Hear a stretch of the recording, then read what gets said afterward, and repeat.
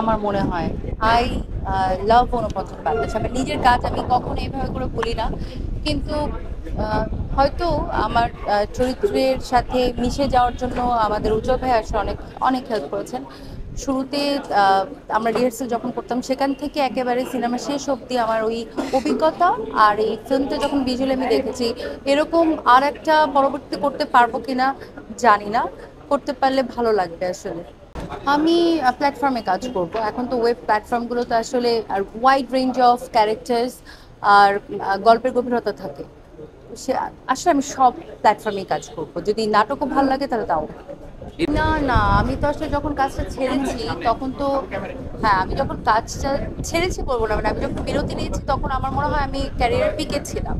ওই সময় কেউ আসলে কাজ থেকে বিরতি নেয় না। তো আমার মনে হয় আপনি যদি অভিনয়টা ভালোবাসেন আর আপনার যদি, এখানে তো ভাগ্য ম্যাটার করে, তো দর্শকের যদি ভালোবাসা থাকে আর কাজ যদি বাংলাদেশের এরকম হইচই প্ল্যাটফর্ম দিচ্ছে, এরকম ভালো ভালো কাজ হয়, তো ক্ষোভের কিছু নাই। পরিবারকে সময় দিয়েছি, আমি যখন যে কাজটা করি মনোযোগের সাথে করি। অভিনয়টা মনোযোগের সাথে করেছি, বিয়ে করেছি সেখানে মনোযোগ দিয়েছি। এখন আমার মনে হয় আমি কাজটা শুরু করতে পারি। অভিনয় মিস করি, কাজে ব্যাক করতে চাই এই। আমি একটু ওয়েট আমার অনেক গেইন করেছিল আফটার মাই প্রেগনেন্সি, তো আমি সেখান থেকে একেবারেই আমার আগের জায়গায় ফিট হয়ে তারপর কাজে কমপ্লিটলি ব্যাক করতে চাইছি। শিহাব ভাইয়ের বলাতে আমি এই কাজটা করে ফেলেছি। আর আমার প্ল্যান আছে আরেকটু আরেকটু ট্রিম হয়ে একেবারে আগে যেরকম ছিলাম সেরকম হয়ে কাজে ব্যাক করা।